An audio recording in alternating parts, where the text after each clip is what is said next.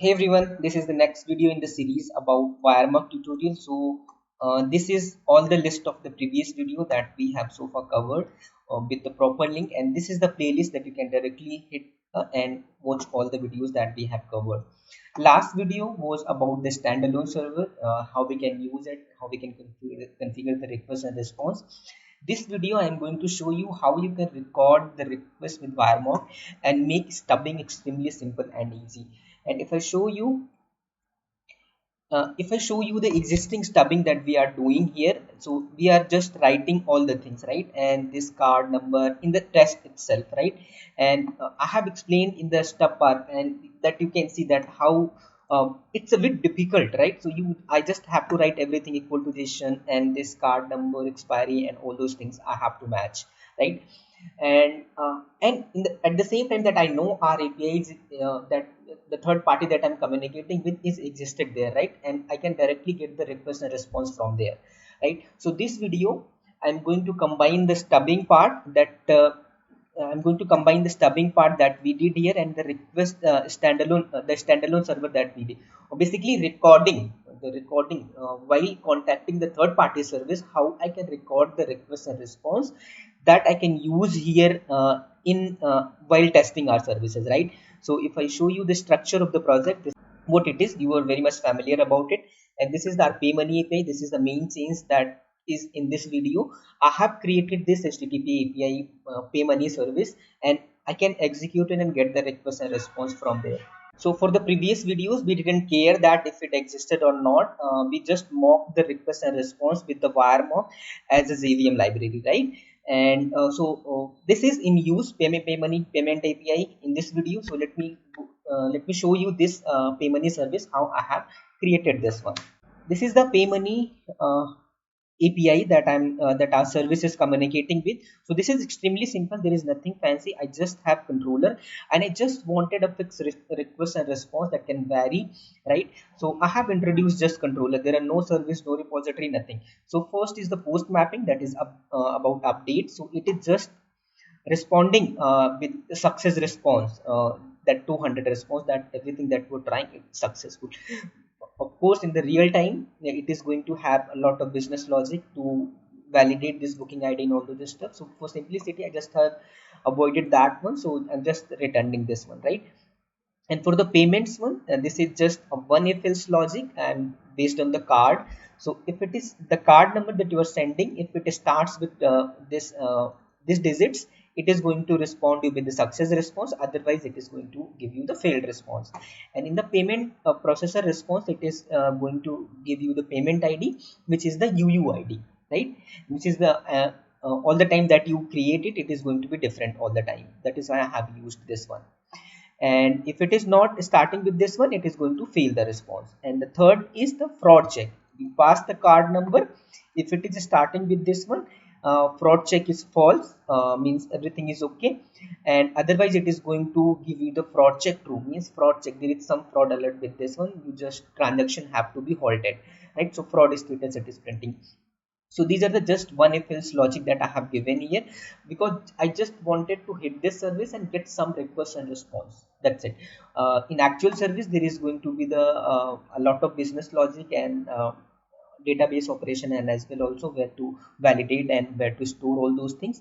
So for simplicity, this controller is there and this is running and I can hit it.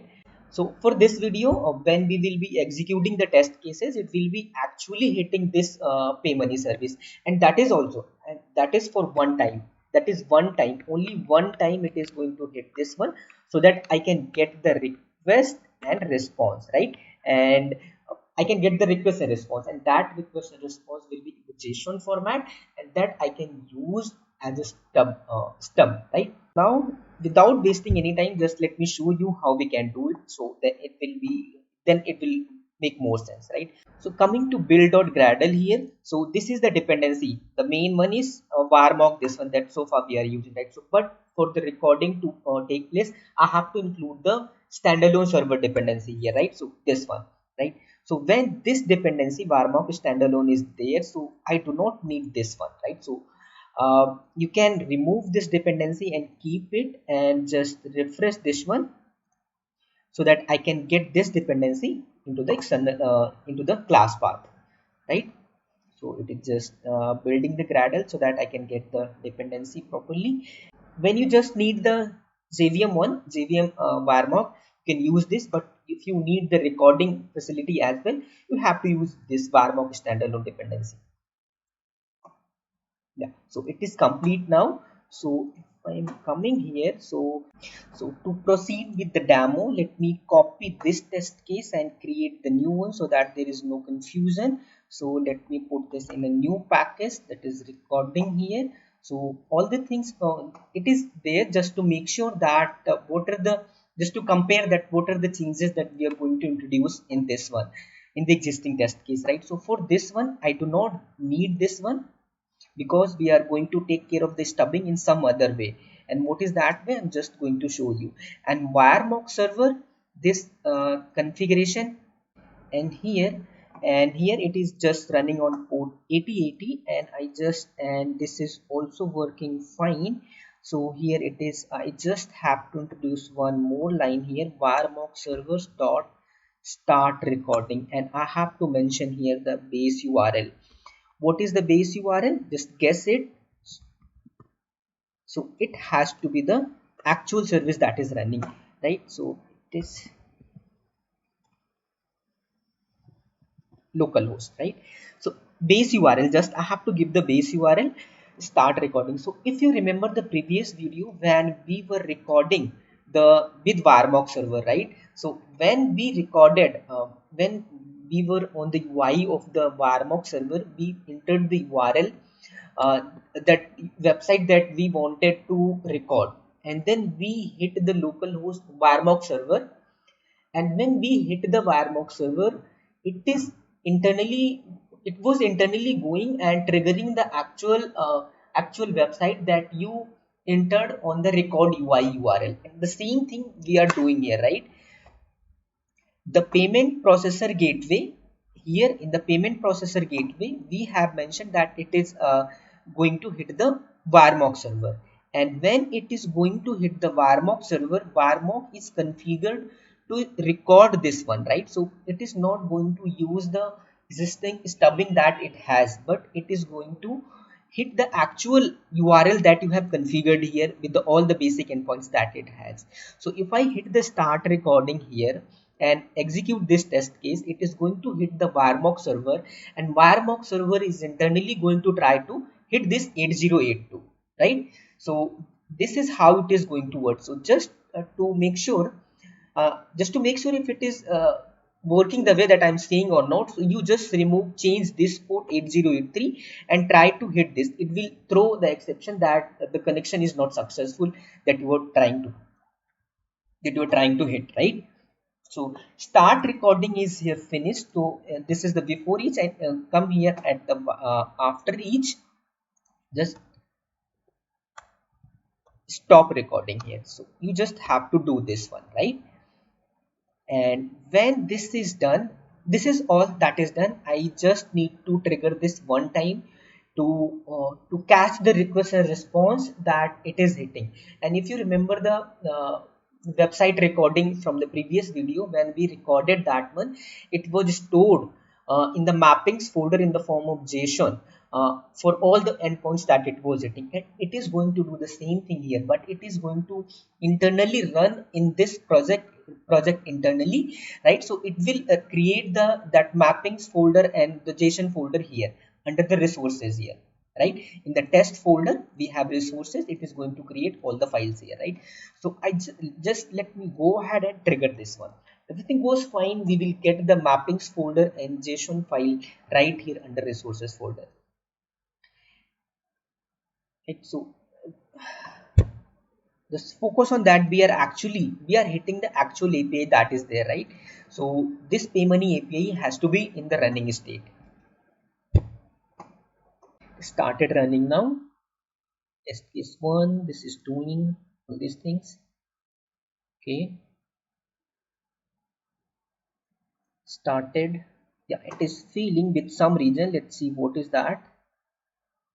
So yeah, assertion failed error. So this is, I knew that it is going to fail because this booking ID and this is the payment ID. We are expecting payment ID of this one that is given here in assertion, but actually we are hitting the actually production running pay money API that is going to return the different payment ID all the time, right? That is why it is there is difference only in the payment ID. But for now we will fix it later. First let's see that the JSON file that we are expecting is created or not. No, that is not created. So see the reason, there should be some reason why it is not created. So this name stands, yeah, runtime exception is here. So src test resources mappings. So actually mappings folder it is not going to create automatically. I have to give this folder where it is where it not the file but the directory. So there should be mappings directory where it can put all the recordings, right? So let me trigger this again. So for first call, we are expecting that we will get the JSON file here, then we will fix the assertion failure error. So here test executed. So test case 1 it is here. So yeah, assertion failure error is there. Yeah, new instance it is here, but we are interested. Yeah. Now we have this mappings and coming to JSON here. So yeah, this looks familiar. So if you have watched the previous video standalone server, WireMock standalone server, this JSON is familiar, right? So it is giving you the name of the endpoint that it is hitting. It is the ID of this particular mapping, and this is the request, and this is the response that it is returning. These are the UID, persistence, and insertion index. These are the metadata about the mapping that WireMock has generated, right? And coming to the main point, so URL is the payments, method is the post, body patterns it is giving me, the card number, expiry date, and amount, right? And this is what I was expecting, and from where this request mapping is coming. So if I show you, this is the request that we are making, right? Ticket book and payment request, and this is the booking ID, this is the card details, and this is the local date. And the response part is here, status 200, body payment ID is this one, that it is coming from the actual pay money API, right? Payment response status success it is giving me, right? And the headers part it is giving me, the content type is application JSON, and date and keep alive. These are the header part, right? Body part is this one. Header is just the additional information that we have got. And initially while doing the request stubbing part, if I show you the stubbing part here, the same request that we copied here. So while doing the stubbing, this kind of request that it is giving, and it will return the OK JSON with this body. We were not interested in the headers part, but now we are getting here in the JSON part here, when recorded with the WireMock, we are getting this part as well, right? Now you understand how this JSON is created, right? Now coming to fixing the error, right? That this error is there, right? So assertion failure error, that is UUID difference is there. So how we can fix this one? So for now, just copy this one, payment ID, this, and coming to this stubbing, close this one. This one is ours. This is on ours. So card number, expiry, and is equal to this one. This is the payment ID. Just put it here, right? And just cross check where the other things are equal or not. So we have is equal to booking response, and this one, and the other thing is there, success response is there, right? Success response is there, payment ID. Basically from the third party service, only this ID and success response is there. Other thing that booking ID is being generated are ticket booking service itself, right? And this is also have to pass, but first this condition. So let's trigger this again, right? So let's trigger this again, see if it is passing or not. So there is one more error that I intentionally introducing just to make things very clear.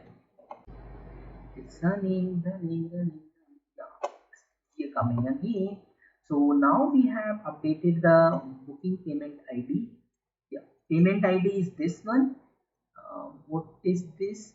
Expecting this one. This is expecting this payment ID. The same payment ID that we have given here.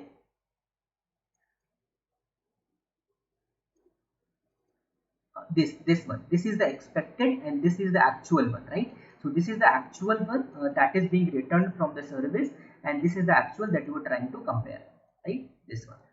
So why this difference is here? So actually I mentioned this one, and why it is again being changed. Let me explain you this. So if I'm coming here, payment JSON again, now we have one more JSON file. So earlier we had one about this one, and now one more is created here, right? One more is being created. So why is this happening? So uh, remember, see why it is being created. So recording and coming here. So why it is being created, because still we are starting, we are recording the actual request and response from the service, and we are actually communicating with the pay money still, right? So see the responses here, we are still communicating with this, but this is not the that we were trying to do. We just want to record the request and response one time, and then for other times we just want to use those requests and responses that is recorded one time, right? So we do not want the actual response all the time, and because of while running the test cases, it is possible, it is the case that we do not have the actual running service. So the purpose was just to get the request and response in the JSON format, right? So when once it is recorded, once it is created, you just have to remove this line, right? You just have to remove this line. Other things are same. So when starting and stopping recording also, and this is as well. So and it will stop the recording, and now it is going to hit the WireMock server, and WireMock stubbing is going to come into picture. And WireMock stubbing, when internally, when it's internally it is going starting, it is going to load the stubbings, request and response stubbing, from this mappings folder, right? So now we have this one, that is the earlier one, this is the new one. So just remove this one because there is overriding, right? So the latest one takes effect always, right? So the latest file that is being created, latest stubbing that is created, that takes effect. So previous one I have created, so this is the old one, that first request was sent to pay money when it that time it was created, right? So coming to stubbing test here, so I have stopped the recording now. WireMock server is running, and it is hitting the WireMock server port. Now when the test will start, WireMock server will come into picture, and it will see that there is no start recording, so it will not try to hit any other server internally, right? So it will just try to map the request from here, right? So if I come here, start, and all these things are fine. So if I trigger this again, there are no actual running service in picture at this moment, right? So now our test case should pass.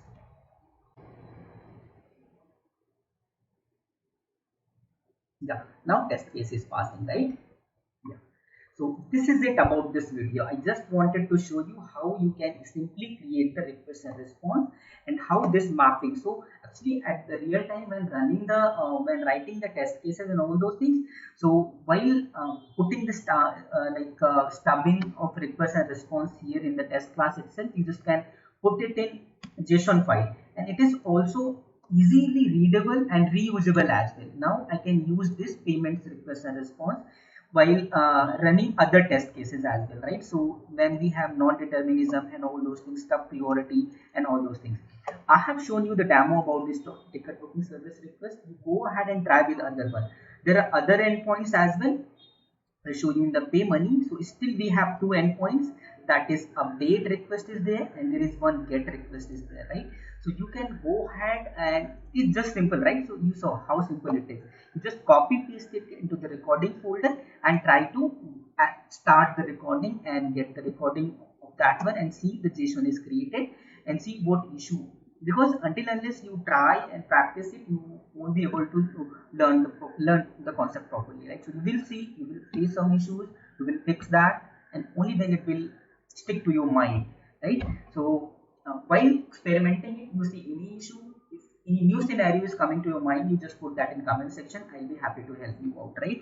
So this is it about this video. So let me just walk you through the documentation.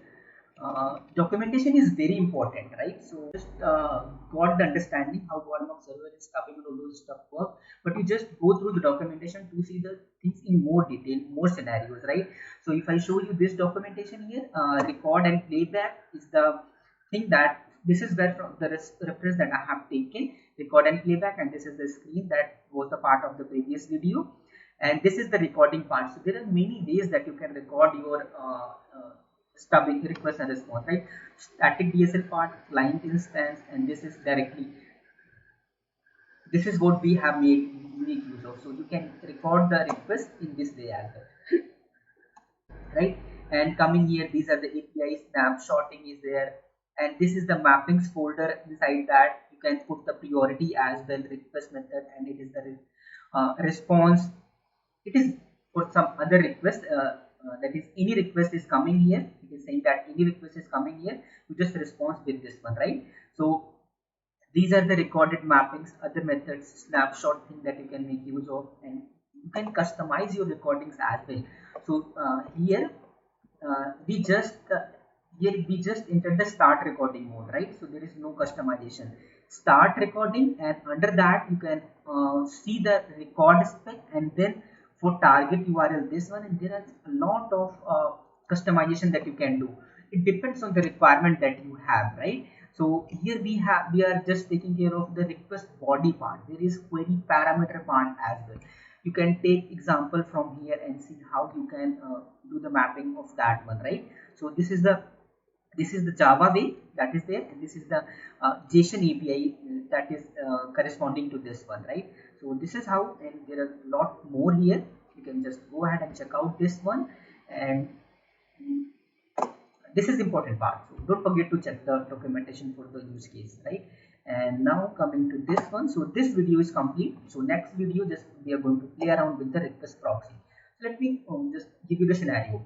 This request proxy scenario is going to come into picture when your server is running and you have 3-4 endpoints, and at the time of development of your service, there is one endpoint that is ready and you can make use of that, but the other endpoints are not ready, right? So there is one way that you can just halt the development of your service and wait for the other team to complete and then you start, or other way you can just make use of the existing one that is there, or other that is not there, you can just stop that one and mock that one with the WireMock server, and complete your development, and when that service is ready you can just do the integration test part, right? So to summarize the scenario, there are some endpoints that are developed and there are some currently in development and not available. So how you can handle this scenario and how you can write the integration test, unit test for this one, I'm going to explain that in the request proxy part. So till then you play around with this all the scenario that I have explained. We'll see in the next video.